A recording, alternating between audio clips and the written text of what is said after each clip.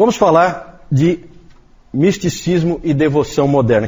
Não quero falar muito sobre isso aí, eu só quero dizer para vocês que existia esse movimento diferente dentro da igreja única nesse período, a Igreja Católica Romana, e é o movimento místico, certo? Os místicos, eles eram cristãos de um tipo diferente, as ênfases deles eram sempre no amor, o amor ao próximo, o amor a Deus, especialmente, e na virtude, fazer as coisas certas e tal. Então você tem muitas freiras que seguem essa linha, muitos monges que seguem essa linha, a linha mística, né? Os 3 pontos principais no pensamento dos místicos eram a união com Deus, eu estar unido a Deus, né? Várias dessas freiras se casaram com Jesus Cristo, né? Misticamente, certo? Então essas coisas absurdas assim, né? Mas nós temos que falar porque eram coisas que tinha nesse período. União com Deus, o amor a Cristo e a negação de si mesmo eram pontos importantes para esses místicos, certo? E o conhecimento para eles era sempre uma coisa não tão importante e muitas vezes prejudicial. Na verdade, aqui aparece um pouco de reação ao escolasticismo. E reações sempre são desequilibradas, né? Vamos falar de alguns místicos, não vou falar deles não, eu só vou citar rapidamente só para vocês, quando virem os nomes em algum lugar, vocês lembrarem que já viram aquele nome. Johannes Meister Eckhart, pelo nome já dá para ver que é um alemão, século 13 e 14. O Dr. Calhoun diz que ele tem um livro, Os Sermões de Meister Eckhart, e ele disse que ele sempre tenta ler algum desses sermões, né? Só que ele nunca conseguiu entender nenhum, né? Então é tudo assim, sabe aquela viagem que o indivíduo fica falando, né? A gente usa hoje em dia a gíria, né? O cara está viajando. É isso aí que esses caras fazem quando escrevem, né? E esse Eckhart aí é especialista nisso. Vou ler para vocês uma frase dele, só para vocês terem uma ideia. Uma pulga, na medida em que ela está em Deus, é por si mesma maior do que o maior anjo.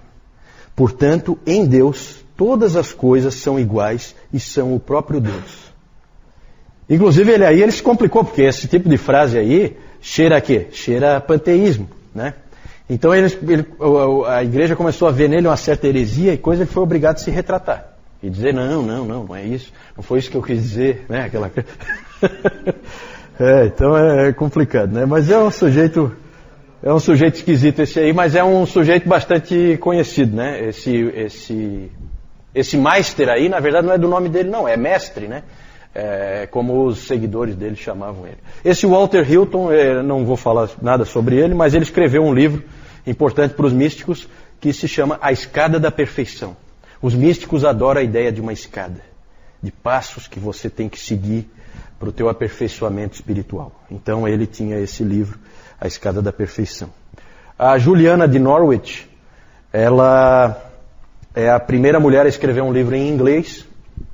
Inclusive é estranho porque esse nome, Juliano, não era usado para mulheres. Então, na verdade, o que se acha hoje é que esse nome não é o nome dela. Que ela ficava próxima à igreja de São Juliano e por isso ela ficou com esse nome, com o nome dele, né? Ela é inglesa, foi inglesa, ela era uma freira beneditina, ela se tornou uma ancorista. Sabe o que é uma ancorista? É uma pessoa que fica enclausurada numa igreja, então ela é feito um quarto para ela, com uma janelinha que dá para dentro da igreja, que é por onde ela pode se confessar, esse tipo de coisa, e uma janelinha que fica para fora da igreja, que é onde o povo vem conversar com ela, se aconselhar, né? É uma psicóloga é uma psicóloga do século XV, né? 14, 15, certo? Então o povo ia lá e falava com ela. Ela escreveu um livro, As Revelações do Amor Divino. As Revelações do Amor Divino. E revelações aí é isso mesmo, revelações. Porque ela alegava que ela teve 16 revelações da parte do próprio Cristo. E inclusive numa delas é interessante porque ela teve a revelação de que em Deus não há ira nenhuma, em Deus só há amor. Que lindo isso, né? Pena que não é bíblico. Muito lindo, só não é bíblico. Sempre há entre esses místicos o desejo de ser um só com Deus. A união mística. Né? Que foi o que essa Catarina de Siena, que aparece aí em seguida, ela atingiu, ou pelo menos pensou atingir. Né? Ela era uma freira dominicana, essa Catarina de Siena. Ela disse que ela foi importante para trazer o Papa de volta para Roma, que o Gregório XI foi convencido por ela para voltar. Ela era uma mística um pouco diferente, porque ela realmente ajudava as pessoas, ela era uma pessoa que cuidava dos pobres, tinha envolvimento social, né, diferente de outros místicos que só pensam em si. Nisso ela é um pouco diferente. Ela conta no seu livro O Diálogo sobre vários arrebatamentos espirituais que ela sofreu, inclusive um delas em que ela se casou com Jesus Cristo. Né? Então, essas coisas estranhas que tinham desses místicos. Né? É a união mística, certo? Desses todos aí, o Lutero, claro que ele desprezava todos eles, a não ser esse último aí, Johannes Tauler, que ele recomendava a leitura, e realmente, segundo o Calhoun, é um místico que dá para você ler, que é interessante o que ele escreveu. Tem coisas boas que você pode aproveitar.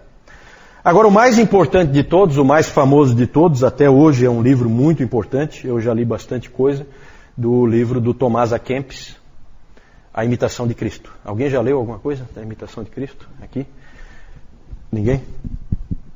É um livro realmente interessante, é um livro diferente. Esse Tomás A. Kempis, ele era um alemão, ele entrou nessa ordem dos irmãos da vida comum, que é uma ordem de leigos holandesa. E esse livro é um livro bem interessante, é um livro diferente, que ainda tem bastante coisa interessante para você ver hoje ainda. Ele tem bastante do sistema sacramental, mas também tem alguns elementos de justificação pela fé, tem alguma coisa de graça, não muito, mas tem. Tem bastante coisa válida ali. Ele é um livro parecido com o livro de Provérbios. Você tem ali muitas frases de efeito, e ele moldou muito do pensamento moderno quanto à vida com Deus. Ele é um pouco diferente dos outros. Tanto que o livro A Imitação de Cristo é tão importante que, quando se fala em devoção moderna, é sinônimo do livro do Tomás A. Kempis, A Imitação de Cristo. Esse livro é lido hoje ainda, é um livro que tem validade, né, diferente das outras coisas que é mais de significado mais histórico. Né? É claro que você tem que saber separar aí o joio do trigo, como em tudo. Né? Reter o que é bom só. A avaliação do misticismo. Eu falei que ia ser rápido e realmente isso aí não tem muito por que a gente gastar muito tempo, não tem nada de muito valor aí para nós. O que tem de bom no misticismo? A ênfase no amor a Deus, uma coisa do coração que o escolasticismo não tinha. Isso aí é uma coisa que não dá para a gente dizer que é ruim.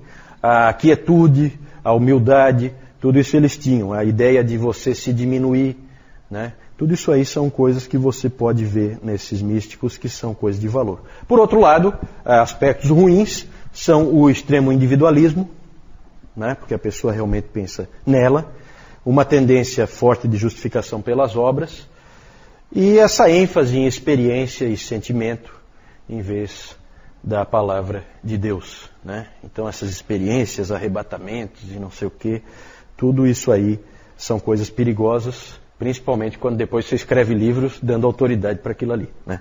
Aí é mais perigoso ainda.